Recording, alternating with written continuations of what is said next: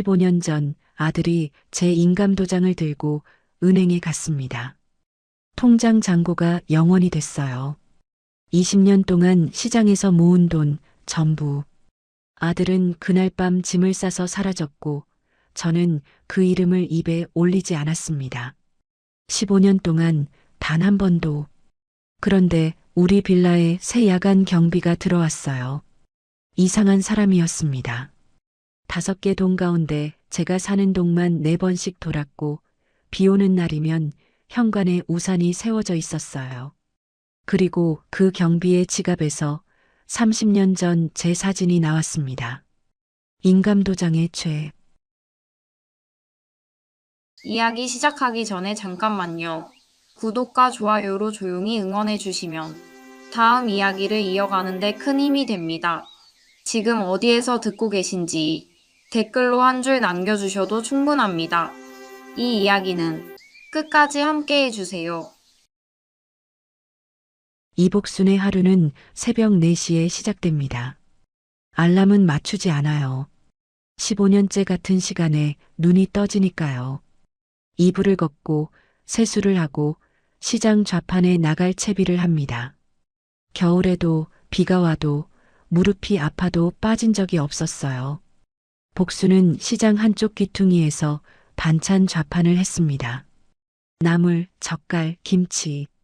새벽에 만들어서 낮에 팔고 남은 건 저녁에 정리했죠. 한 달 수입은 많지 않았지만 복수는 남에게 손 벌린 적이 없었어요. 그게 복순의 자존심이었습니다. 68. 혼자 사는 빌라 3층 투룸. 남편은 25해 전에 세상을 떠났고 아들은 15년 전에 떠났어요.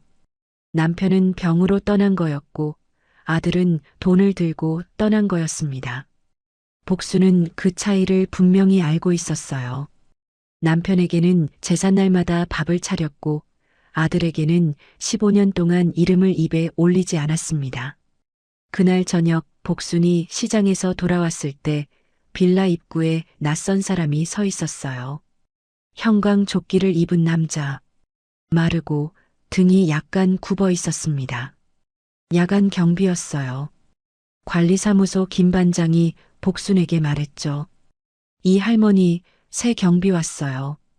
전에 있던 양 씨가 갑자기 그만둬서 오늘부터 바로 투입됐어. 복수는 경비 쪽을 힐끗 봤습니다. 경비가 고개를 숙여 인사했어요.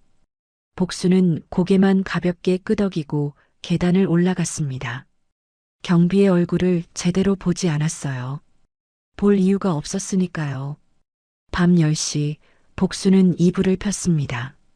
자기 전에 찬장을 열어 내일 쓸 참기름을 확인했어요.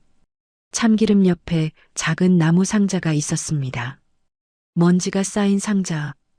복수는 그걸 밀어놓고 참기름을 꺼냈어요. 나무 상자 안에는 인감 도장이 하나 들어 있었습니다. 아들 이준혁 이름의 도장. 15년 전 식탁 위에 놓여 있던 것을 복순이 치운 거였어요. 버리려고 했지만 버리지 못했고 쓸 일도 없었지만 쓰지도 않았습니다. 찬장 깊숙이 밀어넣은 채 15년이 지났죠. 복수는 참기름만 꺼내고 찬장을 닫았어요. 다음 날 새벽 복순이 집을 나섰을 때 현관 앞이 깨끗했습니다. 어젯밤 내놓은 쓰레기 봉투가 없었어요. 수거일은 내일인데. 복수는 고개를 갸웃했지만 대수롭지 않게 계단을 내려갔어요. 일주일이 지났습니다. 복수는 매일 밤 9시에 돌아오고 경비는 매일 밤 10시부터 순찰을 돌았어요. 복순과 경비가 마주치는 건 복순이 빌라에 들어서는 짧은 순간뿐이었고 복순은 한 번도 경비에게 말을 건 적이 없었습니다. 그런데 이상한 게 하나 있었어요. 복순이 사는 3동은 빌라 5개 동 가운데 가장 구석에 있었습니다. 세대수도 가장 적었고 문제가 생길 일도 별로 없었죠. 그런데 경비는 3동을 유독 자주 돌았어요. 관리사무소 김 반장이 감시 카메라 기록을 보다가 혼잣말을 했습니다. 이 경비 아저씨 3동을 4번씩 도네. 다른 동은 2번인데 복순은 그 말을 들을 리 없었어요. 하지만 복순이 느끼는 건 따로 있었습니다. 밤에 베란다 창을 열면 아래쪽에서 발소리가 들렸어요. 느린 발소리. 가끔 기침 소리가 섞였죠. 한 번은 기침이 오래 이어졌는데 옆구리를 잡는 듯한 소리가 났어요. 복수는 창문을 닫았습니다. 복수는 경비에게 관심이 없었어요. 세상 누구에게도 관심을 두지 않는 것이 복순이 15년을 버텨온 방식이었으니까요. 아들이 떠난 뒤 복수는 한 가지 규칙을 세웠습니다. 사람을 기대하지 않을 것. 그래야 배신당하지 않으니까요. 그래서 복수는 경비의 기침 소리를 무시했고 새벽마다 사라지는 쓰레기 봉투를 무시했고 3동만 4번 도는 순찰 패턴을 무시했어요. 무시했는데 잊히지가 않았습니다. 어느 밤 복수는 베란다 창을 열었어요. 아래를 내려다봤습니다. 경비가 3동 앞 벤치에 앉아 있었어요. 순찰이 아니라 앉아 있었습니다. 한쪽 손으로 옆구리를 잡고 고개를 숙인 채 복수는 창을 닫으려다 멈췄어요. 왜 닫지 못하는지 몰랐습니다. 닫으면 되는 건데 손이 창틀 위에 올라간 채 내려오지 않았어요. 복수는 그 자세로 한참을 서 있었습니다. 복수는 창문을 닫았습니다. 그날 밤 이후로 베란다를 열지 않았어요. 신경 쓸 이유가 없었습니다. 경비는 경비고 복수는 복순이니까요. 남의 기침 소리에 마음을 쓸 여유 같은 건 15년 전에 버렸어요. 하지만 이상한 일은 계속됐습니다. 복순이 시장에서 돌아오는 시간은 매일 밤 9시 전후였어요. 빌라 입구에서 3동까지 가는 길은 어두웠습니다. 가로등이 3개 있었는데 가운데 것이 한 달 전부터 나가 있었거든요. 관리사무소에 수리 요청을 해도 예산이 없다는 말만 돌아왔죠. 그런데 어느 날부터 그 가로등이 켜져 있었어요. 복수는 관리사무소가 고쳐준 줄 알았습니다. 김 반장에게 고맙다고 한마디 했어요. 가로등 고쳐줬네. 고마워. 김 반장이 고개를 갸웃했습니다. 저희가 고친 거 아닌데요. 예산이 아직 안 나와서. 그럼 누가 켠 거야? 김 반장은 모른다고 했어요. 복순도 더 묻지 않았습니다. 가로등은 매일 저녁 8시 반이면 켜져 있었어요. 복순이 돌아오기 30분 전 누군가 시간을 맞춰 미리 켜놓는 것 같았지만 복순은 그 생각까지 하지 않았습니다. 비가 오는 목요일이었어요. 복순이 시장을 정리하는데 손님이 늦게까지 남아서 출발이 늦어졌습니다. 밤 10시가 넘어 빌라에 도착했어요. 우산을 접으며 입구에 들어섰는데 빌라 현관 기둥에 우산 하나가 기대어 세워져 있었습니다. 검은색 접이식 우산. 새 것은 아니었지만 깨끗했어요. 아무 이름도 적혀 있지 않았습니다. 복수는 이웃 누군가가 놓고 간 거라고 생각했어요. 그냥 지나쳤습니다. 다음 날 우산은 없었어요.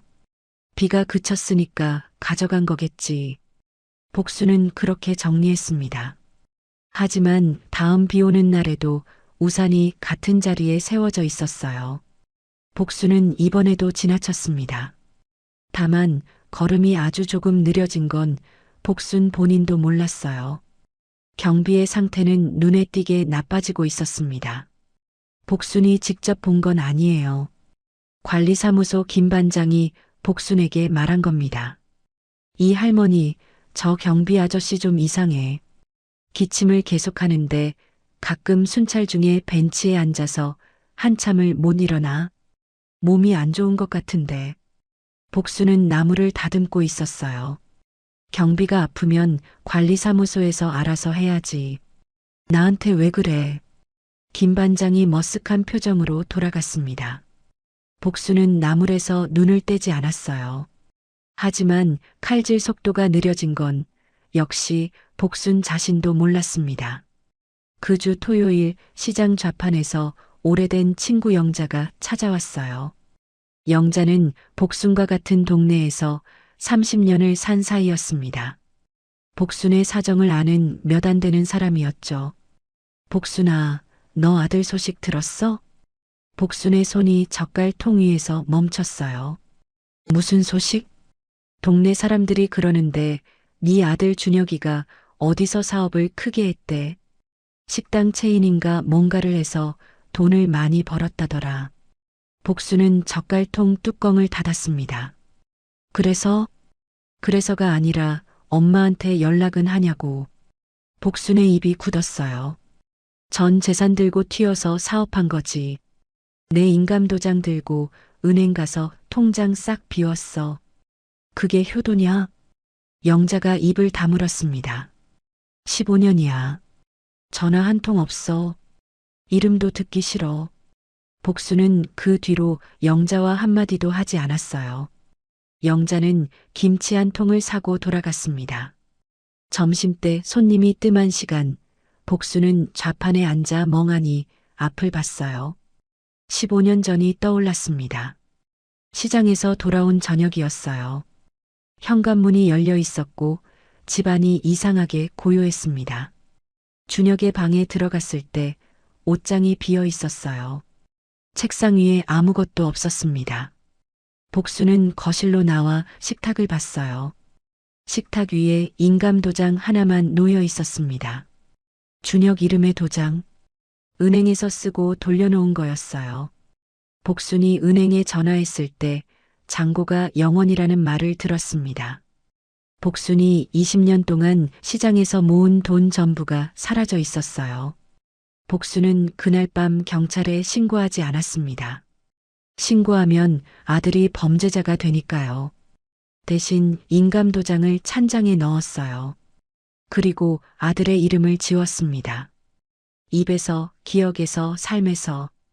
복순이 정신을 차렸을 때 시장 좌판 위에 파가 흐트러져 있었어요. 손에 힘이 풀려서 정리하던 팔을 놓친 거였습니다. 복수는 팔을 다시 가지런히 놓았어요. 손을 씻고 앞치마를 고쳐 맸습니다. 그날 밤 빌라에 돌아온 복수는 찬장을 열었어요.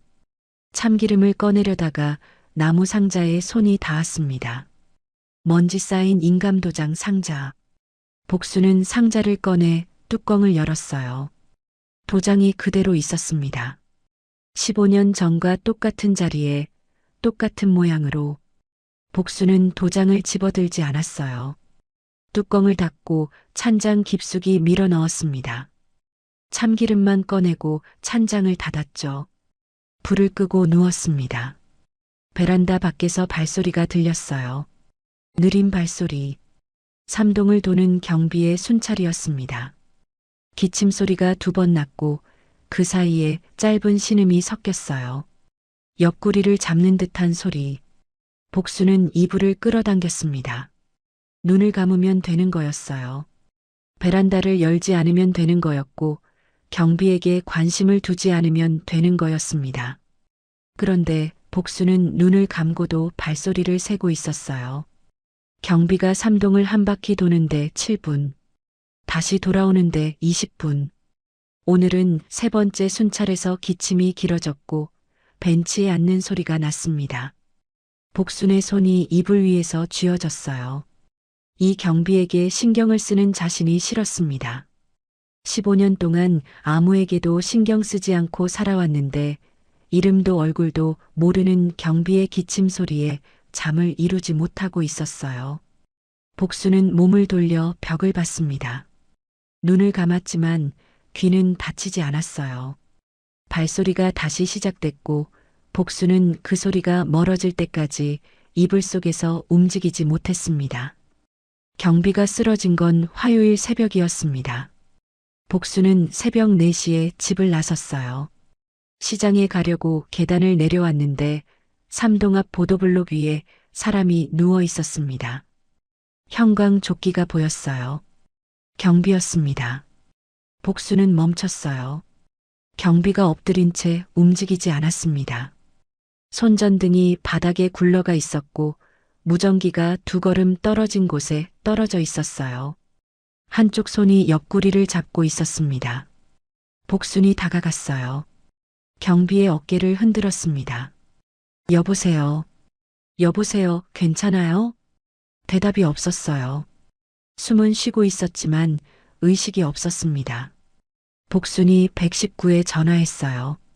손이 떨렸습니다. 왜 떨리는지 몰랐어요. 모르는 사람인데, 경비일 뿐인데, 구급차가 왔고 경비가 들것에 실렸습니다. 구급대원이 물었어요. 보호자분이세요? 아니요. 같은 빌라 주민입니다. 신원을 알 수 있는 소지품이 있으면 같이 보내주세요. 관리사무소 김 반장이 뛰어왔어요. 경비초소에서 낡은 지갑 하나를 가져왔습니다. 이것밖에 없어요. 신분증은 없고 지갑에 뭐가 좀 들어있긴 한데. 김 반장이 지갑을 열었어요. 10,000원짜리 2장, 그리고 오래된 사진 1장. 김 반장이 사진을 꺼내 들었습니다. 복순이 옆에 서 있었어요. 사진에 여자가 한 명 찍혀 있었습니다. 시장 좌판 앞에 앉아 웃고 있는 여자. 30대 초반쯤으로 보였어요. 앞치마를 두르고 양손에 나물 바구니를 들고 있었습니다. 복순의 발이 멈췄어요. 사진 속의 여자는 젊은 시절의 복순이었습니다.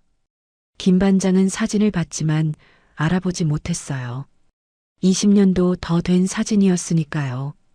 김 반장이 사진을 구급대원에게 건넸고 지갑과 함께 구급차에 실렸습니다. 복순은 구급차가 떠나는 걸 빌라 입구에서 봤어요. 시장에 가야 했습니다. 새벽 4시 반이었고 좌판은 5시에 열어야 했으니까요. 복순은 시장에 갔어요. 좌판을 열었습니다. 나무를 정리하고 김치통을 내려놓고 젓갈을 덜었습니다. 그런데 손이 멈추는 횟수가 평소보다 잦았어요. 사진이 머릿속에서 떠나지 않았습니다. 경비의 지갑에 왜 복순의 사진이 있었을까? 20년도 넘은 사진이 왜 거기에? 점심때 복순은 좌판을 영자에게 맡기고 관리사무소에 전화했어요. 김 반장님, 그 경비 이름이 뭐예요? 채용 서류에는 박성우로 되어 있는데 병원에서 확인해 보니 가짜 이름이래요. 신분증도 없고 인적사항이 전부 허위 등록이었어요. 복순은 전화를 끊었습니다. 가짜 이름, 신분증 없음, 지갑에 복순의 사진. 복순은 좌판에 앉아 한참을 생각했어요. 그러다 하나가 떠올랐습니다. 15년 전, 준혁이 떠난 뒤 복순은 은행에 한 번 갔었어요. 잔고가 0원인 걸 확인한 그날, 은행 직원이 한 가지 말을 더 했었습니다. 이 금액이 어디로 이체됐는지 확인하시겠어요? 복순은 그때 고개를 저었어요. 확인하고 싶지 않았습니다. 아들이 그 돈으로 뭘 했든 아들이 가져간 건 같으니까요. 하지만 오늘은 달랐어요. 복순은 시장을 일찍 접고 은행에 갔습니다. 창구에서 말했어요. 15년 전 거래 내역을 볼 수 있나요? 본인 확인이 되시면 가능합니다. 다만 오래된 내역이라 시간이 좀 걸릴 수 있어요. 서류를 작성하고 1시간을 기다렸습니다. 직원이 출력물을 건넸어요. 복순은 종이를 받아들었습니다. 15년 전 준혁이 인출한 금액 3,200만 원. 복순이 20년 동안 모은 전부였죠. 그 돈이 이체된 곳은 사업 자금이 아니었습니다. 상호저축은행 채무상환.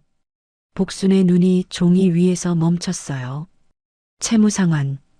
빚을 갚은 거였습니다. 복순은 그 줄을 다시 읽었어요. 3번 읽었습니다. 직원에게 물었어요. 이 채무가 제 명의인가요? 직원이 확인했습니다. 네. 이복수님 명의의 연대보증 채무입니다. 당시 이 금액을 상환하지 않았으면 부동산 경매가 진행될 예정이었습니다. 복순의 손이 출력물을 구겼어요. 무의식이었습니다. 연대보증. 복순은 기억이 없었어요. 누군가의 보증을 선 기억이 없었습니다. 하지만 서류에는 복순의 이름이 적혀 있었고 준혁이 그 빚을 전액 갚았다고 되어 있었습니다. 준혁은 복순의 돈을 빼돌린 게 아니었어요. 복순도 모르는 빚을 갚은 거였습니다.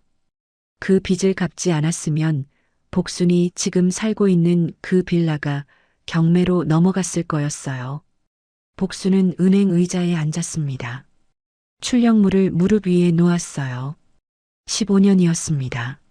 15년 동안 복순은 준혁이 전 재산을 들고 도망친 불효자라고 믿었어요.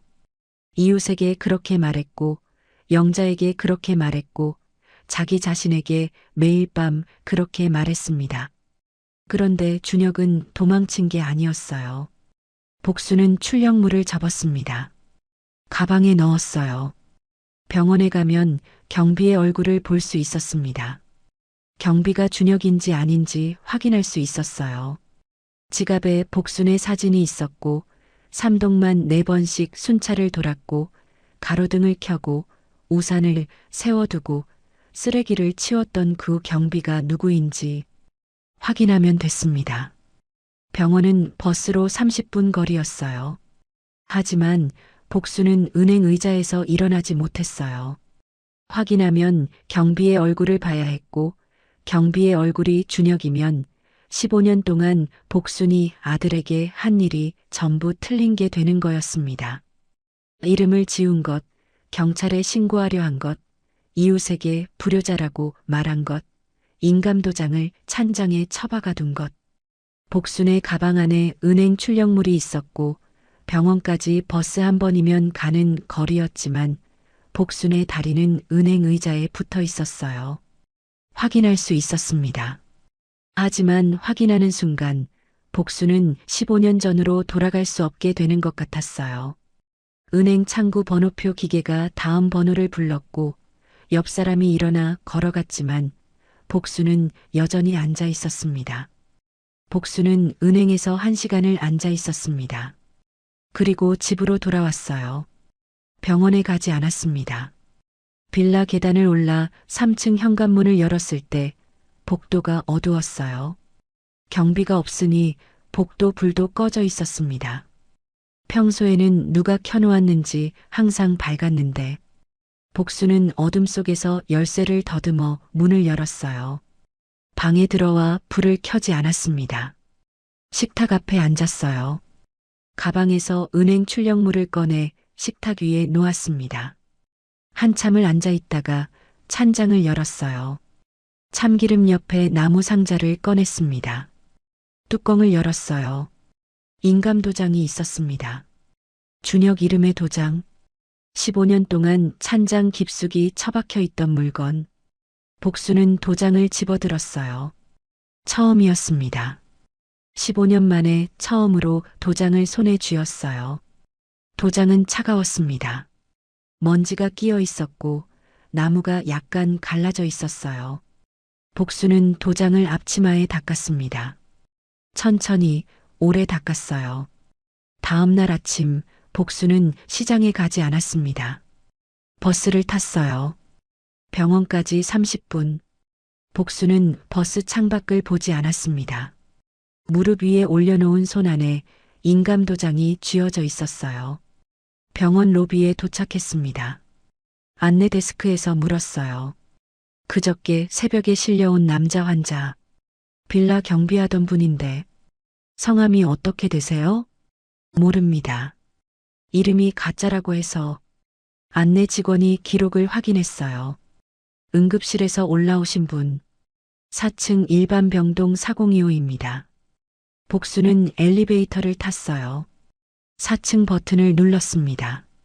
문이 닫히고 올라가는 동안 복순은 도장을 쥔 손에 힘이 들어갔어요. 4층 복도를 걸었습니다. 4025 앞에 섰어요. 문이 반쯤 열려 있었습니다. 안에 침대가 보였어요. 침대 위에 사람이 누워 있었습니다. 이불이 가슴까지 올라와 있었고 링거가 연결되어 있었어요. 복순은 문 앞에서 들어가지 못했습니다. 들어가면 얼굴을 봐야 했어요. 얼굴을 보면 확인이 되는 거였고 확인이 되면 돌아갈 수 없었습니다. 복수는 복도 의자에 앉았어요. 한참을 앉아 있다가 지나가는 의사를 붙잡았습니다. 4025 환자 상태가 어떻습니까? 보호자분이세요? 아니요. 같은 건물 주민입니다. 의사가 잠깐 망설이다가 말했어요. 장기 쪽에 오래된 수술 흔적이 있습니다. 한쪽 신장이 없고 간도 일부 절제된 상태예요. 최근 수술이 아니라 상당히 오래된 겁니다. 그 상태에서 과로와 영양실조가 겹쳐서 쓰러진 거예요. 복순의 입이 열렸다가 닫혔어요. 신장이 없다고요? 네. 한쪽이요. 그리고 간 일부도. 정확한 사유는 본인이나 보호자분께 확인해야 하는데 신원이 불분명하셔서 의사가 돌아갔습니다. 복수는 복도 의자에 앉은 채 움직이지 못했어요. 한쪽 신장, 간 일부 절제, 오래된 수술, 경비가 매일 밤 옆구리를 잡던 모습이 떠올랐어요. 벤치에 앉아 일어나지 못하던 모습, 기침 사이에 섞이던 신음소리, 3,200만 원. 복순이 20년 동안 모은 돈으로도 모자랐을 빚. 준혁이 그 돈으로 빚을 갚았다는 건 은행 기록에 나와 있었어요. 하지만 빚은 3,200만 원이 아니라 그보다 많았을 수 있었습니다. 나머지를 어떻게 마련했는지 복수는 이제 알 것 같았어요. 복수는 일어섰습니다. 4025 문 앞으로 다시 갔어요. 문을 밀었습니다. 침대 위에 남자가 고개를 돌렸어요. 야위였습니다. 광대뼈가 도드라졌고 목이 가늘었어요. 머리에 흰 것이 섞여 있었습니다. 43밖에 안 된 사람인데 준혁이었어요. 복수는 문 안에 서 있었습니다. 한 발짝도 더 들어가지 못했어요. 준혁이 복순을 봤습니다. 준혁의 입이 움직였어요. 경비 알바하다가 쓰러져서 죄송합니다. 그게 준혁이 한 첫마디였어요. 사과도 해명도 아닌 민폐를 끼쳐 미안하다는 말. 복수는 대답하지 않았어요. 침대 쪽으로 2걸음 다가갔습니다. 준혁의 얼굴을 봤어요. 15년 전에는 28이었고 지금은 43이었습니다. 15해가 준혁의 얼굴에서 빼간 것들이 보였어요. 복순이 입을 열었습니다. 왜 여기서 경비를 했어? 준혁이 대답하지 않았어요. 인감도장. 복순이 말했습니다. 준혁의 눈이 움직였어요. 복순이 주머니에서 인감도장을 꺼냈습니다. 준혁의 침대 옆 테이블 위에 놓았어요. 이거 네 거다. 가져가라. 준혁이 도장을 받습니다. 눈이 젖었지만 손을 뻗지 못했어요. 복수는 돌아섰습니다. 어머니. 준혁의 목소리가 등 뒤에서 들렸어요.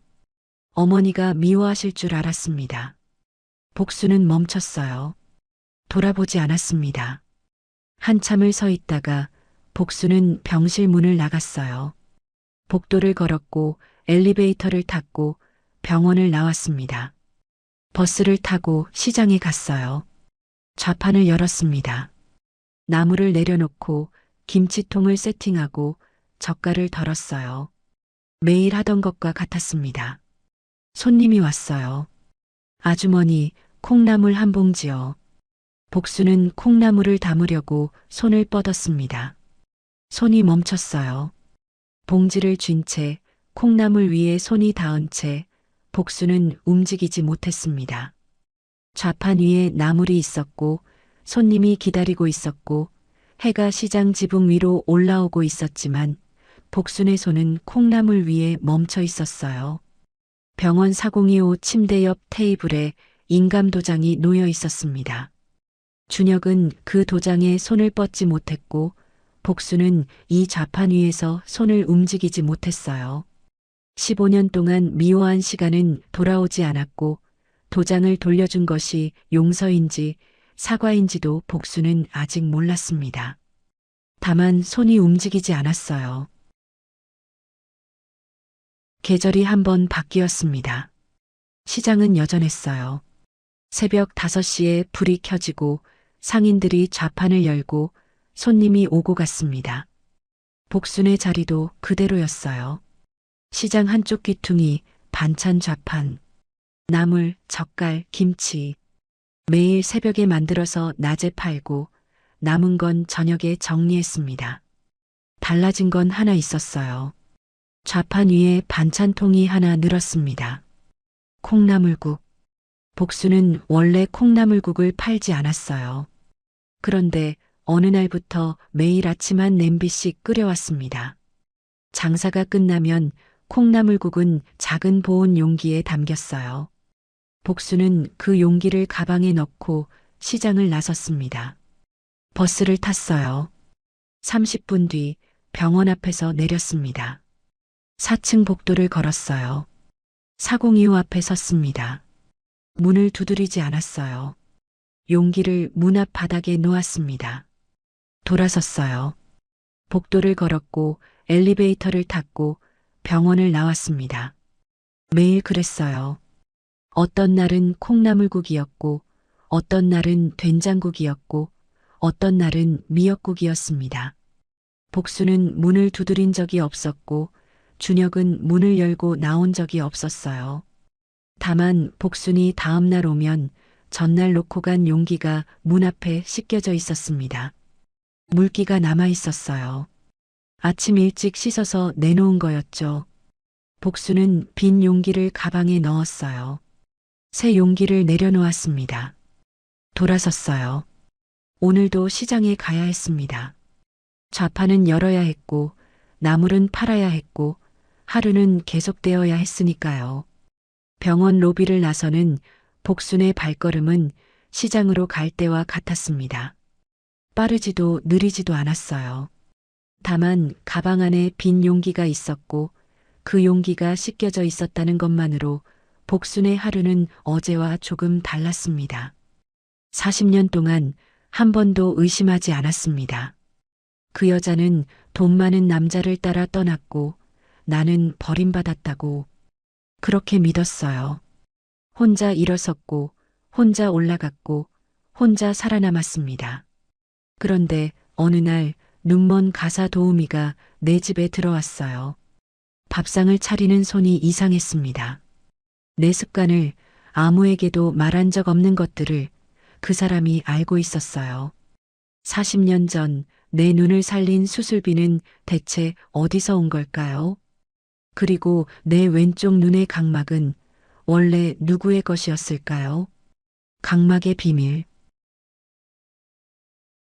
이야기 시작하기 전에 잠깐만요. 구독과 좋아요로 조용히 응원해 주시면 다음 이야기를 이어가는데 큰 힘이 됩니다. 지금 어디에서 듣고 계신지 댓글로 한 줄 남겨주셔도 충분합니다. 이 이야기는 끝까지 함께 해주세요. 강태주의 아침은 언제나 같았습니다. 새벽 5시에 눈을 뜨고 서재에서 신문을 읽고 7시 정각에 식탁에 앉죠. 70평 저택에 사는 사람은 태주 하나뿐이었고 그 넓은 집이 조용한 건 태주가 원해서였습니다.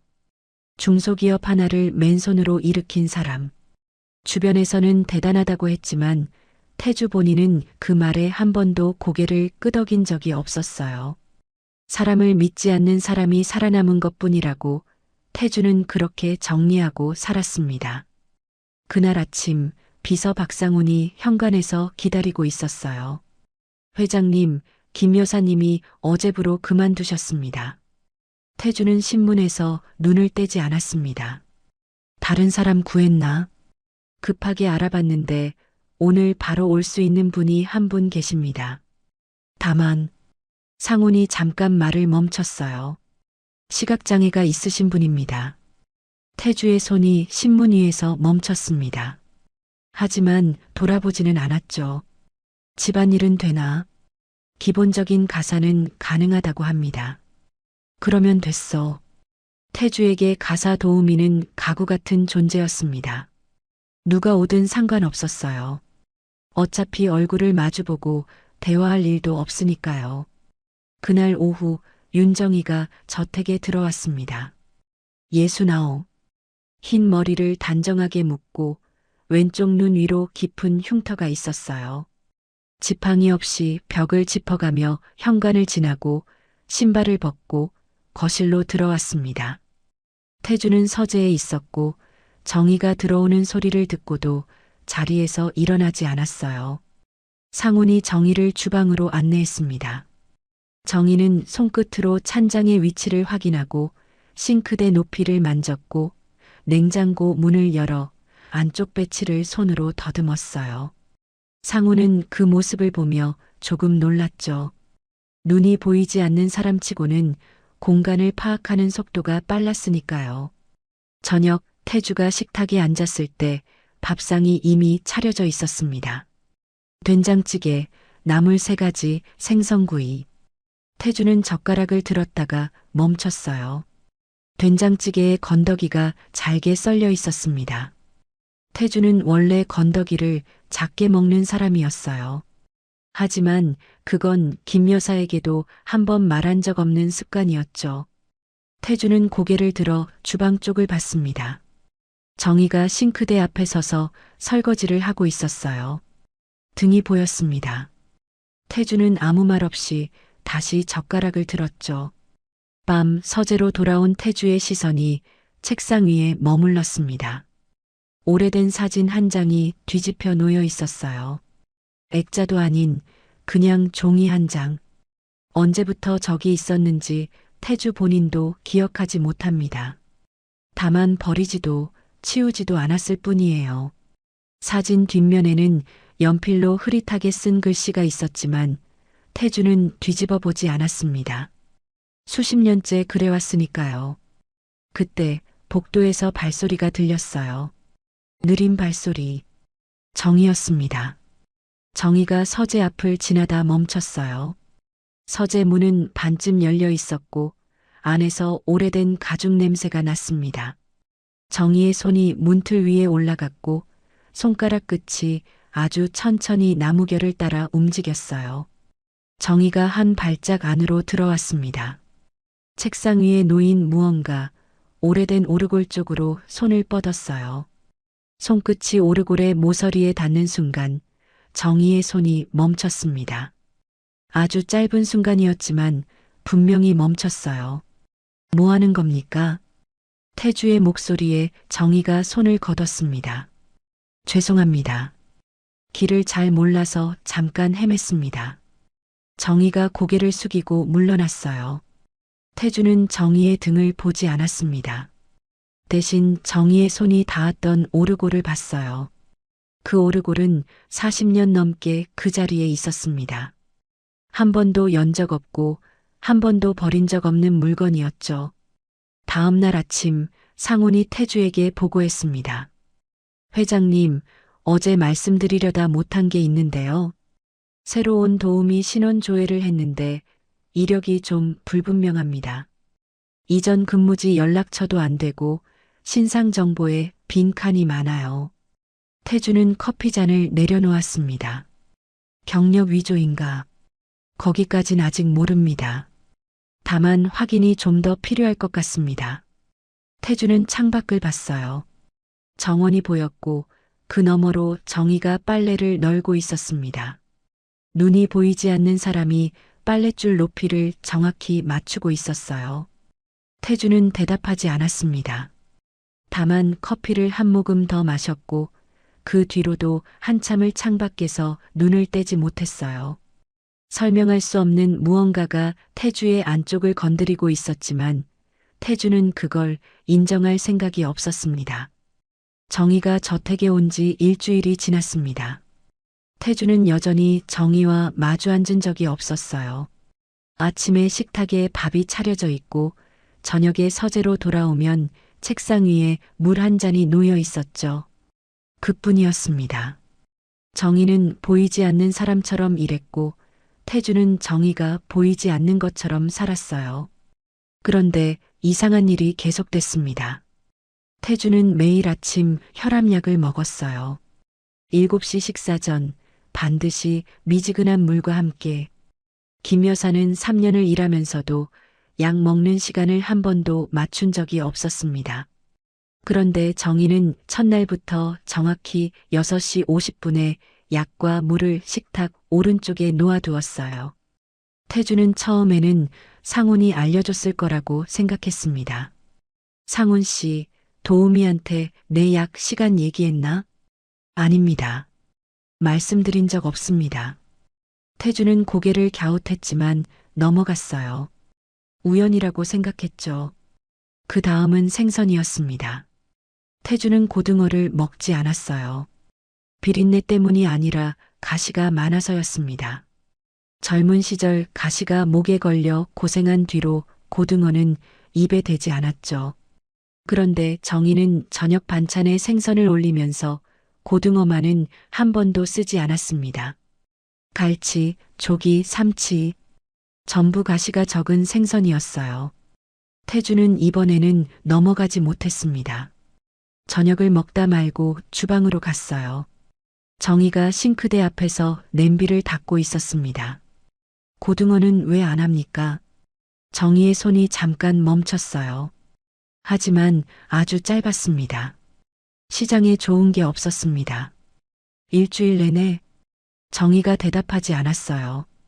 수세미를 다시 움직였을 뿐이죠. 태주는 더 묻지 않았습니다. 돌아서면서 한 가지만 확인했어요. 정희의 등, 허리가 굽은 69의 등, 아무것도 읽히지 않았습니다. 그날 밤 태주는 서재에서 잠들지 못했어요. 40년 전이 떠올랐습니다. 29, 공장 야간 작업 중 화학약품이 눈에 튀었던 날. 왼쪽 눈 시신경 손상. 의사는 각막 이식 말고는 방법이 없다고 했고 수술비는 태주가 3년을 모아도 만들 수 없는 금액이었죠. 곁에 있던 사람이 윤정이었습니다. 정희는 같은 공장에서 일하던 여공이었어요. 태주보다 한 살 어렸고 웃을 때 왼쪽 볼에 보조개가 깊었습니다. 둘은 공장 앞 분식집에서 라면 하나를 나눠 먹던 사이였고 태주가 유일하게 경계를 풀었던 사람이었어요. 그런데 정희가 떠났습니다. 수술을 이틀 앞두고 정희가 말했어요. 자기는 이제 다른 사람과 함께하기로 했다고. 상대는 공장 근처에서 자재 납품을 하던 집안 좋은 남자였습니다. 태주는 병실 침대에 누운 채 정희의 말을 들었어요. 정희는 한 번도 뒤돌아보지 않았고 태주는 그날 이후 정희의 이름을 입 밖에 꺼낸 적이 없었습니다. 수술비는 어디선가 마련이 됐어요. 의사는 익명의 후원자가 있었다고만 했고 태주는 그걸 더 묻지 않았습니다. 그때는 분노가 너무 컸으니까요. 정희가 떠난 것, 그것만이 전부였습니다. 40년이 흘렀고 태주는 그 분노를 연료 삼아 여기까지 왔어요.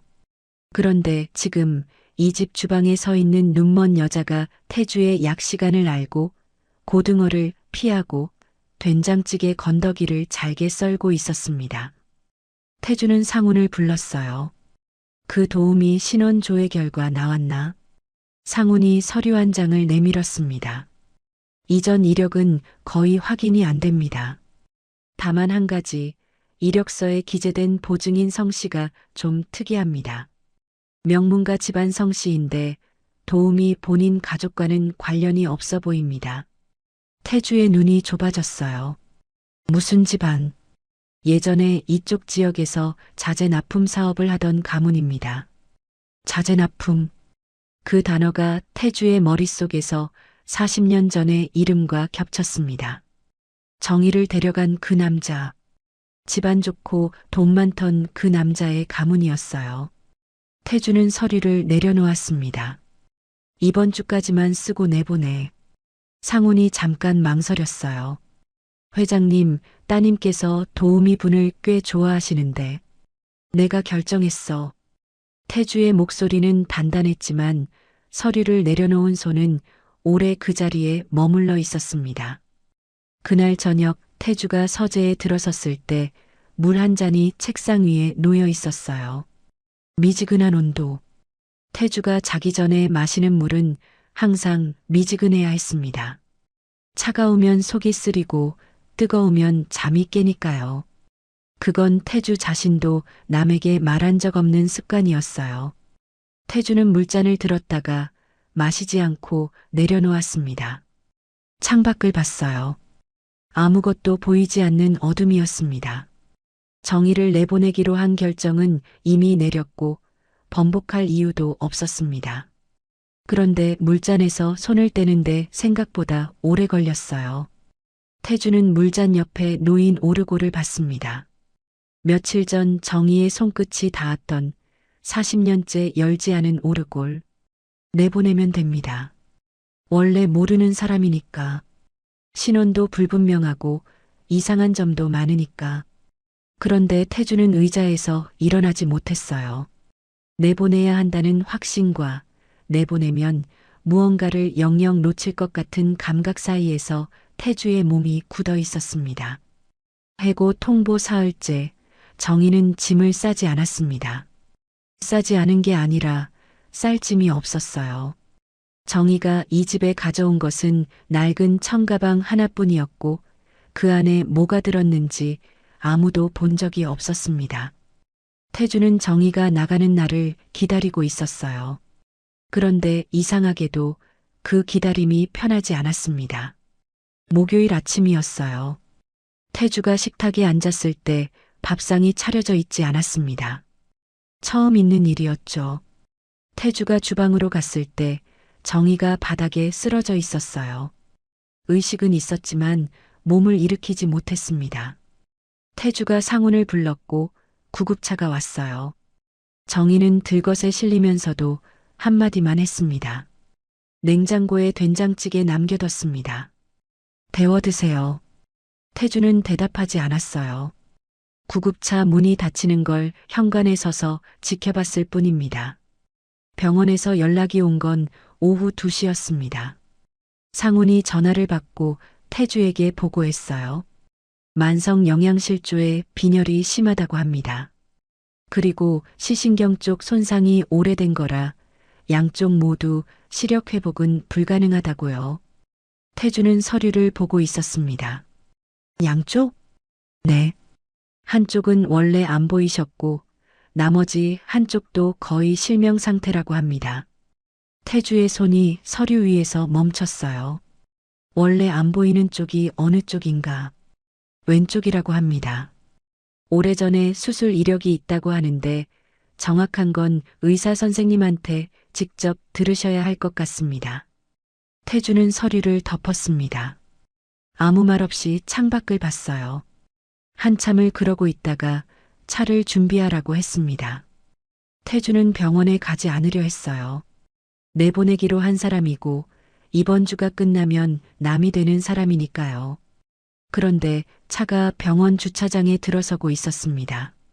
병원 복도에서 태주는 정의의 병실로 가지 않았어요. 대신 원무과로 갔습니다. 환자 윤정희, 과거 의료 기록 열람이 가능합니까? 보호자분이신가요? 고용주입니다. 원무과 직원이 난처한 표정을 지었지만 상훈이 서류 몇 장을 건넸고 잠시 후 기록이 나왔습니다. 태주가 기록을 펼쳤어요. 왼쪽 눈, 각막 적출, 41년 전. 태주는 그 줄에서 멈췄습니다. 적출. 이식이 아니라 적출이었어요. 정의는 각막을 받은 게 아니라 준 사람이었습니다. 태주의 손가락이 종이 위에서 떨렸어요. 다음 줄을 읽었습니다. 기증 대상, 기록 없음. 하지만 같은 날짜에 동일 병원에서 각막 이식 수술을 받은 환자 기록이 연결되어 있었고 그 환자 이름은 강태주였습니다. 태주는 기록을 내려놓지 못했어요. 손이 종이를 쥐고 있었고 놓으면 무언가가 무너질 것 같았습니다. 상훈이 조심스럽게 말했어요. 회장님, 괜찮으십니까? 태주는 대답하지 않았습니다. 대신 복도를 걸었어요. 원무과를 나와 엘리베이터를 타고 병원 로비를 지나 주차장 쪽으로 향했습니다. 정의의 병실이 있는 층은 3층이었고 태주는 1층에서 올라가지 못했어요. 차 안에서 태주는 상훈에게 한 가지를 더 시켰습니다. 40년 전에 내 눈 수술한 의사, 아직 살아있는지 알아봐. 이틀 뒤 상훈이 찾아낸 사람은 은퇴한 안과 전문의 최동호였습니다. 82, 요양원에서 지내고 있었어요. 태주가 직접 갔습니다. 최동호는 태주를 알아보지 못했어요. 하지만 40년 전 수술 이야기를 꺼내자 노의사의 눈이 잠깐 선명해졌습니다. 각막 이식, 젊은 남자, 공장에서 다친 환자, 수술비는 누가 냈습니까? 보호자가 아니었어. 젊은 여자가 가져왔지. 현금으로. 태주의 숨이 멈췄어요. 그 돈은 어디서 난 겁니까? 나는 의사야. 돈 출처까지는 몰라. 다만 한 가지는 기억해. 그 여자가 돈만 가져온 게 아니었거든. 최동호가 태주를 봤습니다. 각막 기증자도 그 여자였어. 자기 왼쪽 눈을 내놨지. 수술 전에 내가 물었어. 왜 이러냐고. 그 여자가 뭐라고 했는지 아나? 태주는 묻지 않았어요. 묻고 싶지 않았습니다. 아무 말도 안 했어. 그냥 서류에 서명만 하고 나갔지. 태주는 요양원을 나왔습니다. 주차장까지 걸어가는 동안 다리에 힘이 없었어요. 40년이었습니다. 40년 동안 태주는 정의가 돈 많은 남자를 따라갔다고 믿었어요. 이력서에 있던 그 성씨, 그 가문. 태주는 그 이름만으로 모든 이야기를 완성했었습니다. 정의는 배신했고 자기는 버림받았다고. 그런데 그 남자는 뭐였을까? 수술비를 마련하기 위해 정의가 찾아간 사람이었을까? 각막의 대가였을까? 태주는 알 수 없었습니다. 다만 한 가지는 분명했어요. 정의는 떠난 게 아니었습니다. 차 안에서 태주는 운전대를 잡고 있었어요. 시동을 걸지 않았습니다. 40년 전 병실에서 정의가 태주에게 떠난다고 말하던 날이 떠올랐어요. 그때 정의의 얼굴이 기억났습니다. 냉정했다고 태주는 그렇게 기억하고 있었어요. 그런데 지금 다시 떠올리자 하나가 보였습니다. 정의의 왼쪽 눈 위에 붕대가 감겨 있었어요. 그날도 감겨 있었습니다. 태주는 그걸 보고도 묻지 않았어요. 분노가 너무 커서 정의의 얼굴 전체가 보이지 않았던 겁니다. 지금 태주의 왼쪽 눈은 멀쩡했습니다. 40년째 잘 보이고 있었어요. 그 눈은 태주의 것이 아니었습니다. 태주는 운전대를 잡은 채 움직이지 못했어요. 병원으로 돌아가서 정의의 병실 문을 열면 되는 일이었습니다. 3층까지 올라가면 되는 일이었어요. 그런데 발이 떨어지지 않았습니다. 돌아가면 정의의 얼굴을 봐야 했고, 정의의 눈과 흉터를 봐야 했고, 그 흉터가 자기 왼쪽 눈이 멀쩡한 이유라는 걸 두 눈 뜨고 확인해야 했으니까요. 태주는 시동을 걸지 못한 채 주차장에 앉아 있었습니다. 태주는 그날 병원에서 돌아오지 못했습니다. 주차장에서 2시간을 앉아 있다가 결국 시동을 걸고 집으로 왔어요. 저택은 어두웠고 주방에 불이 꺼져 있었습니다. 정의가 없는 첫 번째 저녁이었어요. 태주는 식탁에 앉지 않았습니다. 서재로 갔어요. 책상 위에 오르골이 있었고 그 옆에 뒤집힌 사진이 있었습니다. 태주는 의자에 앉아서 그 2가지를 번갈아 봤어요. 상훈이 문을 두드렸습니다. 회장님, 병원에서 연락 왔습니다. 윤도우미 상태가 많이 안 좋다고 합니다. 치매 초기 증상도 보인다고요. 보호자가 없어서 병원 측에서 연락 가능한 분을 찾고 있습니다. 태주는 대답하지 않았어요. 회장님, 들었어. 상훈이 나갔습니다. 태주는 혼자 남았어요. 치매라는 단어가 머릿속에 남아 있었습니다. 정의가 기억을 잃어간다는 뜻이었어요. 40년 동안 태주가 모르고 있던 진실을 정의마저 잊어버리면 이 세상에 그 이야기를 아는 사람은 아무도 없게 됩니다. 다음 날 아침 태주는 병원에 갔어요. 3층 복도를 걸었습니다. 정희의 병실은 복도 끝에 있었어요. 문 앞까지 갔습니다.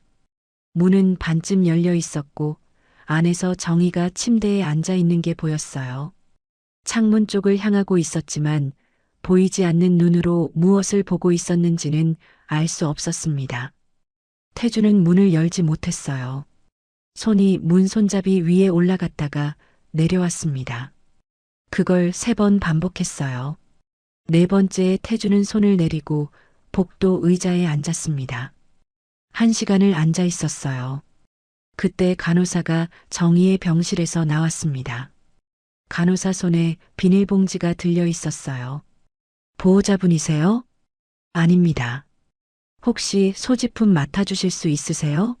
환자분 짐 정리를 해야 하는데 보관할 곳이 없어서요. 태주는 비닐봉지를 받았습니다. 가벼웠어요. 안에 든 것이 거의 없었습니다. 복도 의자에 앉아서 봉지를 열었어요. 낡은 청가방.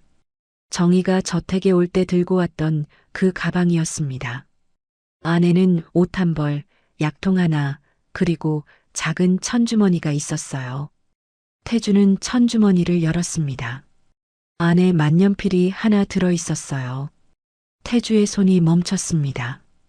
그 만년필은 태주가 28살 때 정희에게 준 것이었어요.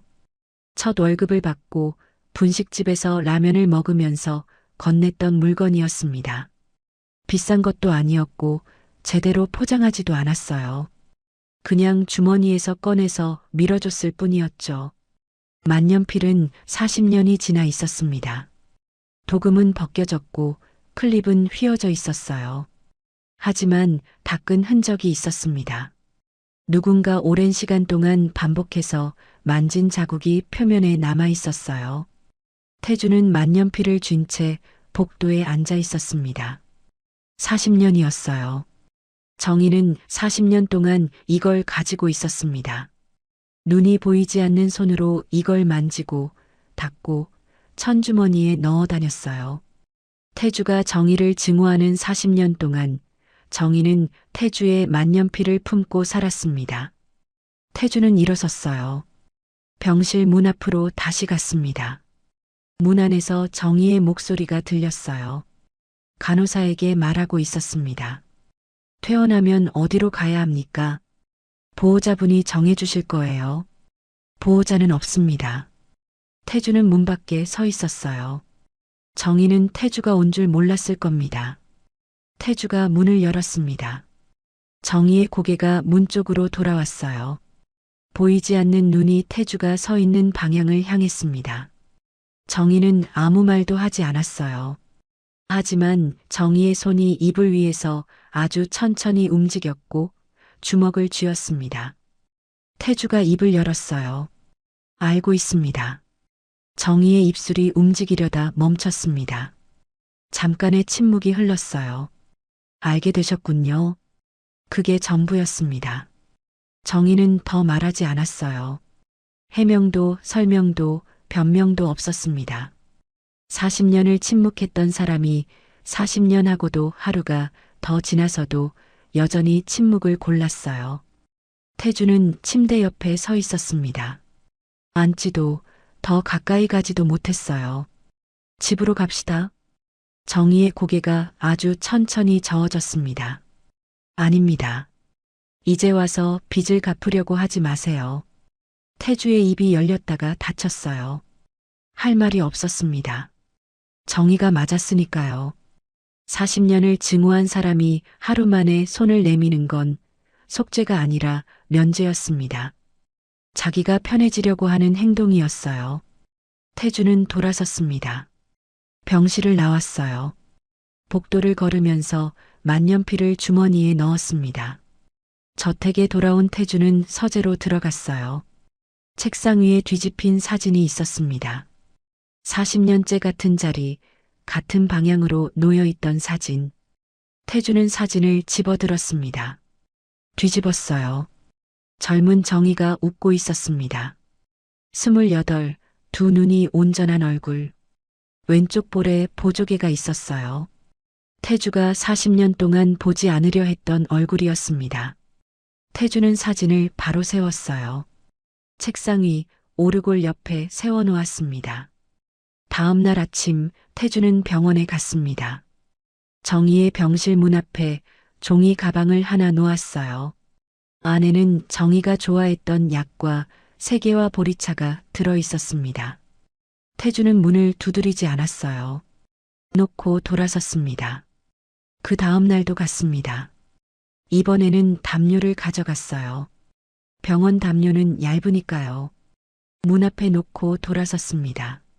셋째 날에는 귤 한 봉지를 놓았어요.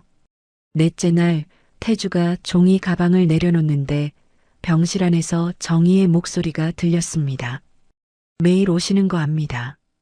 태주의 손이 종이 가방 위에서 멈췄어요.